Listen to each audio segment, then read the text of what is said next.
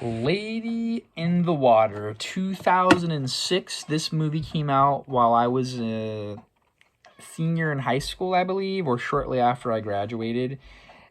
Everybody had been captivated by all the prior films. This comes right after The Village.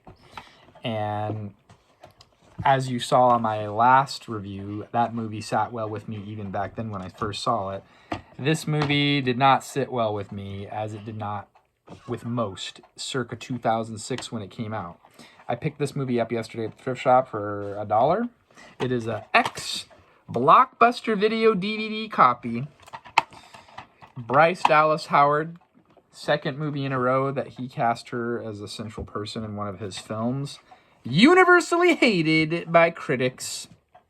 But I see the deeper meaning, and I did not necessarily hate the movie, and I think it is better than what the critics spoke of this movie circa 2006. So I'm going to review this movie right up front, and then we'll talk about the specifics of the film. Rotten Tomatoes, 25% rating. IMDb, 5.5 out of 10. Google users quite low as well, 50%, but I think the film is better than that. I am 3 out of 5. Not awful enough to be in the 2s, but not better enough to go over into the 4s, for me personally. And we'll talk about the deeper plots and the things that people did not like about it, but let's hear your guys', because this movie was very tame. It was rated PG-13 for frightening sequences, but not scary enough that my kids couldn't watch it. So, Charlie, as the oldest, what do you think about this movie on the 1 to 5 scale? I was thinking about giving it 4 out of 5 until the ending. Don't know spoilers. I know. But you didn't like the ending, and it brought your score down. What did it bring it down to? I was going 4 out of 5, but then I saw the ending, and it was just the worst ending I've seen. And I am going all the way down to 2 out of 5. It just kind of was anticlimactic and left you... You wanted more resolution. Yeah. Okay. I wanted more. How about Samuel? Well, I don't know, but I'm just giving it automatic 2 out of 5. So you agree with your brother? Yes. And what about Benjamin? I give it a 100 out of 100. Is that good or bad?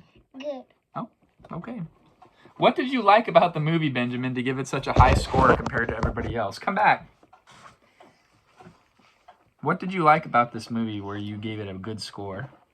What I like about how they showed that creature and stuff. Yeah. This movie, I'm easily startled and scared. There's videos out there somewhere when I worked at the evil corporation CarMax where people that I worked with would jump out and scare me half to death. Okay, guys, we're going to talk about the movie now. You guys don't need to stick around for that. I appreciate you coming into my review. So, away with you. So, now we're going to talk about the specifics of the film. This movie cost $70 million to make. And it didn't lose money at $72.8 million. It squeaked by. I loved the soundtrack by James Newton Howard. I thought it was awesome. And Paul Giamatti was one of my favorite actors. I would have to say that American Splendor and Barney's Version are 2 of my favorite movies of the 2010s and the earlier 2000s. So he has always been one of my fond guy. He plays Harvey Pekar in American Splendor. And then in this other movie, where is it? Barney's Version with him and Dustin Hoffman, Rosamund Pike. Highly recommend this film. But I was interested in seeing this movie because of it had been so long. I had not seen this since I was 2006, age 18. And then I wanted to see how I felt about it, because I remember thinking this movie was trash back whenever, like everybody else. And to me, it's not as bad as I remember. 3 out of 5 is nothing to bat an eye about, in my opinion. It's a watchable movie. It says a classic bedtime story for a new generation, and she's like a water nymph. And then Paul Giamatti lives in this apartment complex in Philadelphia, Pennsylvania, and the movie was filmed in Pennsylvania. They built huge sets. To me, it didn't make sense. It felt more like a Florida-ish vibe, especially an outdoor court with a pool. That made no sense for an East Coast apartment complex.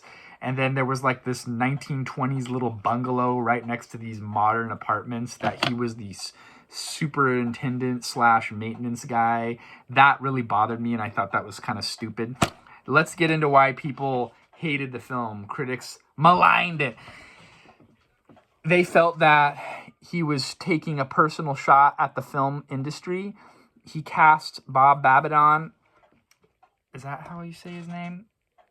He's a regular in, he plays the NBC executive in Seinfeld, and he's in a lot of Wes Anderson movies. Bob Babadon plays a very pretentious movie critic who meets an untimely and violent end, and Hollywood felt like that was a cheap shot at them. And then M. Night Shyamalan cast himself as one of the critical roles. He cast himself as this visionary writer that has yet to be, and this water nymph fortune tells him that his writing is going to change lives and inspire presidents. And the critics felt like it was just too much self-undulation, if that's correct. I don't know. I don't have a dictionary in front of me. I love the Bob Balaban character, Babadon. I don't know. You know who I'm talking about. I thought it was hilarious, and even his untimely end to me was comical.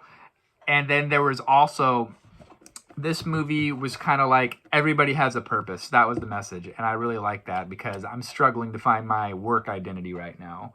And this message of this movie made me feel better about myself because it's about a bunch of people that don't quite know what they're supposed to do with their lives. And I identify with that here at age 36 almost. Secondly, there was subversive undertones. At the time, we had the warlord George H.W. Bush as president. And at the time, I was ultra supportive of the war in Iraq. I support the troops no matter what. And there was a lot of undertones where TV would be on in the background talking about the violence and destruction of the war. Is it Iraq? Is it Afghanistan? Circa 2006. It's all there, right? So I can see him kind of speaking out against the endless wars and politicization of the military industrial complex. And I did find that very interesting. And nothing that I read talked about that, but I saw what he was doing there. So overall, as a whole, I think this movie deserves more credit than what it has been given, which is why I was 3 out of 5. The CGI, and I was talking about this with my neighbor yesterday.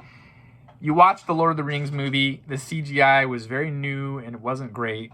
Same thing, there was this CGI creature, monsterish character. It's cheesy with 2023 lenses, but you have to think 2006, that was really advanced. And then Bryce Dallas Howard, she's a fine actress. I enjoyed it. Am I going to watch it again anytime soon? Probably not, but you know what? It's in the vault. It's in the archives. If the grid ever goes down, I will have a Blockbuster video of my own right there. Until next time, we'll see you then.